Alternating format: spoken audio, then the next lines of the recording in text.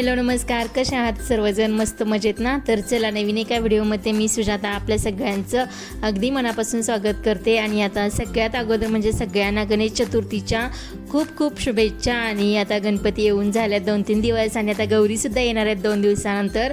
तर आमचं फराळचं काम करायचं चालू आहे सध्या. आणि थोडंफार विकत आणतो आणि थोडंफार घरीच बनवतो. घरी बनवलं की सगळ्यांना असं खायला वगैरे येतं, त्यामुळं आमचं गप्पा मारत वगैरे माझं आणि अर्चनाचं इथं चाललं आहे आज करंजा वगैरे बनवायचं काम. तर मी तर अर्धा ते पाऊण किलो असा मैदा घेतलेला आहे आणि त्याच्यापासून मैद्यापासून बरेच पदार्थ केले जातात, गोड पदार्थ. तर म्हटलं आज सकाळी सकाळी मस्तपैकी असं गोड पदार्थ तयार करावेत. तर इथं मी अर्धा पाऊण किलो मैदा चांगला मळून घेतलेला आहे, थोडंसं मीठ घातलेलं त्याच्यामध्ये आणि मोहन घातलेलं तुपाचं.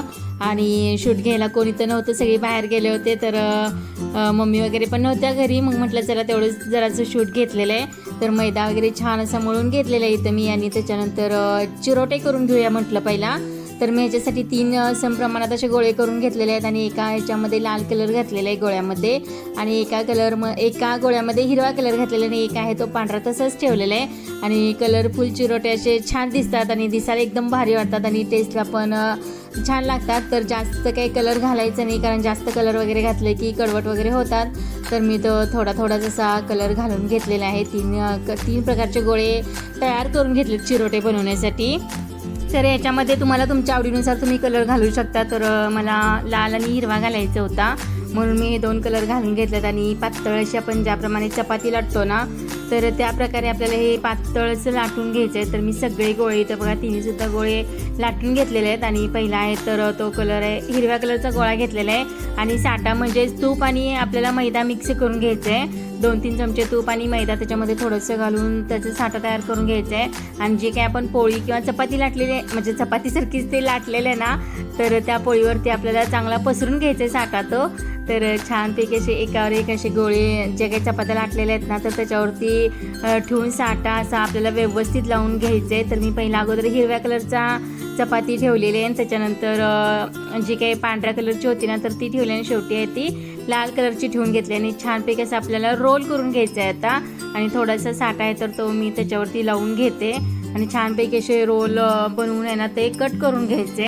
मी इथं जास्त कलर घातलेले नाहीत, नाहीतरी पूर्ण गोळाचा ग्रीन कलरचा झाला असता.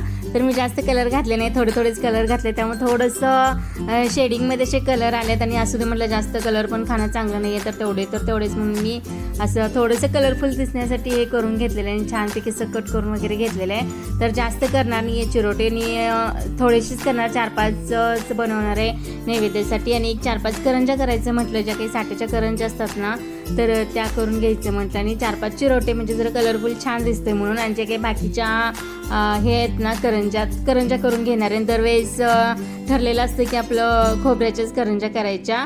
तर यावेळेस आमचं ठरलेलं ओल्या नारळाच्या करंजा करायच्या, त्याच्यानंतर ठरलं की सुक्या नारळाच्या करंजा करायच्या खोबऱ्याच्या. आणि नंतर शेवटी वेळ पण तेवढा जास्त नव्हता, म्हणून ठरवलं की आता जे काही कुटाच्या करंजा असतात ना, शेंगदाण्याच्या कुटाच्या, तीळ गूळ वगैरे घालून, तर त्या एकदम पौष्टिक पण असतात आणि छान घरी सगळ्यांनाच आवडतात.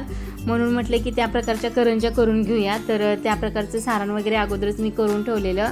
आणि छानपैकी असे आपले इथं चिरोटे बघा तयार झाले आहेत आणि एकदम असे फुललेले आहेत, सुटलेले आहेत व्यवस्थित. तर हे बारीक गॅसवरती आपल्याला चांगलं तळून घ्यायचं आहे. तर बारीक गॅसवरती चांगलं आपल्याला हे तळून घ्यायचं आणि मी घेतलेलं सुद्धा आहे. आणि थोडंसं गरम आहे, तर तोपर्यंत त्याच्यावरती आपल्याला साखर अशी भुरभरून घ्यायची आहे. मी अगोदरच साखर बारीक करून ठेवली होती मिक्सरला. तर ती चाळणी घेऊन, आपण चहाची जी चाळणी असते ना, तर ती घेऊन त्याच्यावरती मस्त अशी भुरभरून घेतलेली आहे. आणि मस्तपैकी इथं चिरोटे करून घेतलं बघा. तर इथं साठ्याची करंजी करून घेते मी. अगदी एक छोटासा गोळा घेऊन घेतलेला आहे, म्हणजे छोट्याशा गोळ्याची एकदम पातळ पारी अशी लाटून घेतलेली आहे. आणि जो काही आपण जी वरची लेअर्सची जे काही गोळा बनवला होता ना, तर ते सगळे सुटतील म्हणून आतमधून मी थोडंसं पातळ असं एक हे लाटून घेतले, पारी लाटून घेतली मैद्याची. आणि त्याच्यामध्ये सारण भरून वरून तो जे काही घातलं आपण साठ्याची करंजी लाटली आहे ना, तर ती घातली आहे, कारण सारण बाहेर निघायला नको. तर याला सुद्धा बारीक गॅसवरती चांगलं आपल्याला तळून घ्यायचं आहे. ही सुद्धा कुरकुरीत झाली आणि आतला लेअर आणि बाहेरचं लेअर सुद्धा चांगला भाजलेलं आहे. तर थोडेफार चिरोटे आणि थोडेफार करंजा काही जास्त केल्या नाहीत, फक्त 2च केल्या. आणि जे काही बाकीचे होते ना, तर ते चिरोटे करून घेतलेले आहेत. आणि गरम ह्याच्यावरती साखर भुरभरून वगैरे ठेवून दिलेले आहे. तर हिरवा कलर, लाल कलर आणि पांढरा जो कलर आहे ना तर तो एकदम मस्त दिसायला आहे.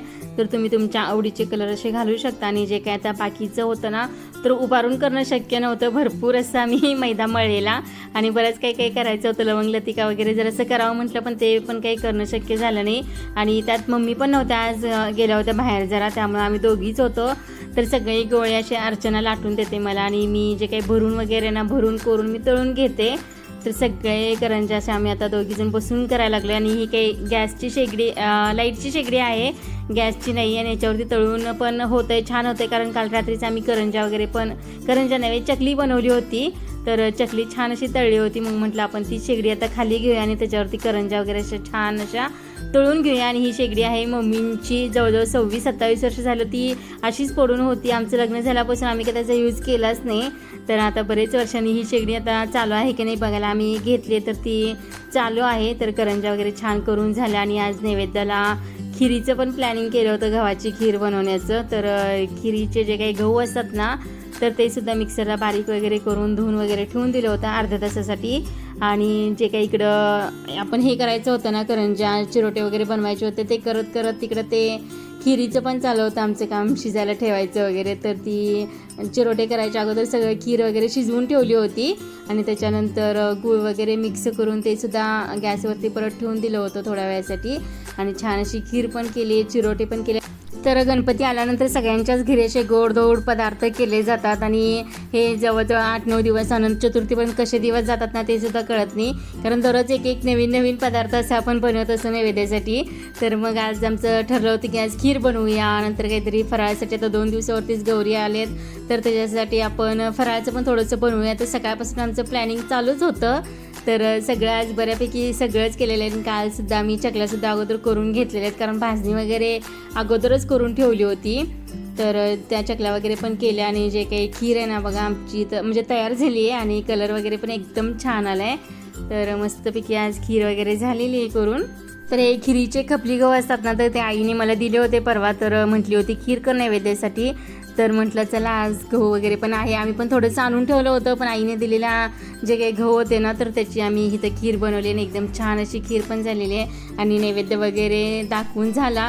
तर करंजी आणि चिरोटे आहेत ना तर ते बनवायच्या अगोदर सगळी खीर वगैरे बनवून ठेवली होती. आणि ते बनवून झाल्यानंतर आम्ही जे काही लाटायला वगैरे बसायचं होतं ना तर तो बसलेलं. आणि तर सकाळी करंज्या करायच्या होत्या ना, कुटाच्या करंज्या करायच्या होत्या, त्यामुळे म्हटलं चला थोडेसे लाडू आवडतात सगळ्यांना शेंगदाण्याचे ह्याचे, तर ते सुद्धा बनवून घेऊया.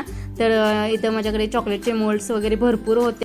तर आपल्याला जे काही करंजीसाठी कूट बनवायचं होतं ना, म्हणजे गुळाचं आणि शेंगदाणे तीळ वगैरे घालून याचं जे कूट सारण बनवायचं होतं, तर त्याच्यासाठी मी शेंगदाणे वगैरे चांगले भाजून घेतले होते. त्याच्यामध्येच तीळ घातलेले, वेलची घातलेली, गुळ घातलेलं, ते सर्व एकत्रच मी मिक्स करून मिक्सरला बारीक करून घेतलं होतं. सारण होतं ना करंजीसाठी, तर ते साईडला काढून दिलं. आणि थोडेसे लाडू करूया म्हटलं, कारण एकात एक असं जरा वेगवेगळे पदार्थ असले की खायला वगैरे पण भारी वाटतात. आणि तर हे बघा जेव्हा मी केक वगैरे बनवत होते ना, आता पण बनवते, पण तेव्हा भरपूर असे मोल्ड घेतले होते चॉकलेटचे. आणि प्रत्येक वेळेस चॉकलेट आणून एवढे चॉकलेट्स बनवणं होत नाही, पण स्वराला लागतात चॉकलेट्स म्हणून मी हे मोल्ड असे घेतले होते. बनवते कधी कधी तर ह्याच्यामध्ये चॉकलेट्स वगैरे. तर जे काही आपण कुटाचं जे काही सारण बनवलं होतं ना तर तूप वगैरे भरपूर घालून घेतलेलं ह्याच्यामध्ये, छान लागतात लाडू हे सुद्धा. आणि ते जे काही आपल्याकडे मोदकचे मोल्ड वगैरे होते तर त्याच्यामध्ये सुद्धा थोडेफार मी बनवलेत. आणि जे काही चॉकलेटचे सिलिकॉनचे मोल्ड आहेत ना तर त्याच्यामध्ये सुद्धा मी सारण असं घालून ठेवलेलं आहे. आणि ते मोल्ड आपल्याला थोड्या वेळासाठी फ्रीजला ठेवून द्यायचे आहेत. आणि फ्रीजला ठेवल्यानंतर ते थोडंसं घट्ट होतात आणि मग आपले इझी आहे ते मोदक निघतात. तर इथं बघा किती छान असे आपले मोदक निघालेत. तर मस्तपैकी असे हे मोदकाचे लाडू जे काही आपण हे आहेत ना कुटाचे लाडू, तर ते इथं तयार झाले आहेत. आणि सगळे असे मोदक छान निघालेत आणि एकदम भारी पण दिसायलेत. तर इथं माझं आणि अर्चनाचं चाललेलं, आपण एवढं सगळं बनवतोय पण थोडंसं तरी यातलं गणपतीनी वगैरे खायला पाहिजे. तर हे सगळं आपल्यालाच खायला लागतं, मुलांनाच वगैरे खायला लागतं. तर फक्त नैवेद्य वगैरे दाखवायचं आणि प्रसाद म्हणून सगळं आपणच खातो. तर भरपूर असं आणि विकतचं भेटतं पण तेवढं जरा जरा भेटतं, त्यामुळे काही ते सगळ्यांना पुरत पण नाही काय नाही. तर हे असं छानपैकी घरी आणि पौष्टिक असं केलं जातं. तर सगळे पदार्थ आज आम्ही बऱ्यापैकी केलेत. अजून थोडेसे रव्याचे लाडू, बेसनचे लाडू जे काही आता करायचं आहे ना तर तो उद्याचा एक दिवस बाकी आहे, तर तेव्हा मी करू शकते. तर छानपैकी असं गणपतीला आहे ना तर नैवेद्य वगैरे दाखवून घेतलेलं आहे इथं आता. तर गणपती आले की मन कसे प्रसन्न असं होतं बघा. आणि सकाळी एक नैवेद्य वेगळा, संध्याकाळी वेगळा, असे नवीन नवीन पदार्थ आपण बनवून प्रसादासाठी बनवत असतो. तसंच छानपैकी असं भारी वाटतं, मन प्रसन्न वाटतं. दिवस कसे जातात 8-10 दिवस ते कळतसुद्धा नाही आणि एकदम भारी वाटतं. तर आता गौरी गणपतीची पण तयारी बरीच आहे, तर तीसुद्धा करायची आहे. आणि जी काही चकली केली होती ना, तर ती अशी केली होती बघा. काल मी दरवेळेस परडी करत असते, अशी परडीमध्ये वरती चकल्याशा ठेवत असते, दिसायला भारी दिसतं. तर छानपैकी जी काही भाजणीचं पीठ आहे ना, तर ते भाजणी वगैरे करून घेतलेली अगोदरच आणि छानपैकी असं हे परडे आहेत ना, तर ती करून घेते. कारण जो आपला झारा असतो ना, तर त्याला थोडंसं तेल लावून घ्यायचं आणि त्याच्यामध्ये असं पूर्ण राऊंड शेपची चकली करायची. आणि प्रत्येकांचं असंच होतं, पहिलं काही करायला गेलं की तुटतं. तसंच माझंही झालेलं आहे. पहिली चकली आहे ना, तर ती तुटलेली आहे आणि दुसऱ्या मी ज्या काही 2 बनवल्या ना, तर त्या एकदम छान आल्या. आणि पहिली चकली तुटली तरी ते छानपैकी परत एकदा प्रयत्न केला आणि थोडंसं फिरवत वगैरे आहे ना, तर ती चकली अशी तळून घेतलेली आहे आणि एकदम छान निघाली आहे. एकदम परडी अशी मोठीच्या मोठी परडी झाली आहे. तर हे मी सगळं शॉर्ट व्हिडिओसाठी शूट करून घेतलं होतं, पण लाँग व्हिडिओमध्ये तुम्हाला थोडंसं सांगावं म्हटलं. कारण मग सगळे शॉर्टच व्हिडिओ घेतले होते चकलीचे वगैरे पण. तर म्हटलं थोडीशी माहिती द्यावी चला. तर छानपैकी अशा चकल्या झाल्यात बघा आणि परड्या वगैरे एकदम मस्त झाल्यात. तर परत 1-2 केल्या, एक पहिला तुटलीच, तर परत 2 अशा छान केलेल्या आहेत आणि थोड्याशा चकल्या आहेत ना, तर त्या करून घेतल्यात आणि अशा परडीमध्ये ठेवलेल्या आहेत. तर गौरी गणपतीच्या म्हणजे समोर असं ठेवायला छान वाटतं. जेव्हा गौरी वगैरे येतात, फराळाचं आपण सगळं मांडतो ना, तर तेव्हा असे जरा वेगवेगळे पदार्थ करायला आणि दिसायलाही छान वाटतात. तर छानपैकी अशा परड्या माझ्या करून झाल्यात आणि चकली करत होती तेव्हा स्वराचं चाललेलं, तिनं गणपती वगैरे छान बनवलेला आणि त्याचं जरासं शूट घे आणि जास्वंदीचं फूल पण तिने बनवलं होतं, एकदम छान बनवलं होतं बघा फूल वगैरे. तर माझ्या गणपतीला वगैरे सुद्धा नैवेद्य दाखवलं पाहिजे असं बोलली होती ती स्कूलमध्ये जाताना. तर तिच्यासुद्धा गणपतीची पूजा वगैरे करून नैवेद्य वगैरे दाखवले. तर ती काल शाळेतनं आल्यानंतरच असा गणपती वगैरे करत बसली होती. जेव्हा आम्ही चकली करायला बसलो ना, तर तेव्हा ती गणपती करायला बसली होती. त्यामुळे शूट काही करणं झालंच नाही त्यावेळेला. कारण तेव्हा आमचं काम चालू होतं चकली बनवायचं. तिला म्हटलं आता चकली बनवलं की बनवताना उठणार नाही आहे. तर लहान मुलांचं कसं असतं ना, की त्यांनी एखादी गोष्ट केली तर त्यांना कौतुक फार असतं, सगळ्यांनाच कौतुक असतं की छान बनवले. तर आम्ही तिचं खूप कौतुक केलं, छान बनवलेस गणपती. तर उद्या मी नक्की शूट करते म्हणून सांगितलं होतं तिला. तर मी शूट वगैरे छान असं केलेलं आहे, पूजा वगैरे. कारण ती शाळेत आले की तिला दाखवायचं, पण व्हिडिओ मला एडिट करायला वेळ झाला आणि नाहीतरी मला हा व्हिडिओ टाकायचा होता दुपारी 3 ते 4 वाजता आणि शूट करणं झालंच म्हणजे एडिट करणं झालं नाही आहे. तर हा होता आजचा व्हिडिओ. तर व्हिडिओ कसा वाटला नक्कीच कमेंट करून सांगा आणि व्हिडिओ जर का आवडला असेल तर लाईक, शेअर, सबस्क्राईब करायला अजिबात विसरू नका. व्हिडिओ संपूर्ण पाहिल्याबद्दल मी आपल्या सगळ्यांचं अगदी मनापासून धन्यवाद मानते. भेटूया अशा छानशा सोप्या आणि सुटसुटीत व्हिडिओसोबत. तोपर्यंत bye bye. Thank you for watching.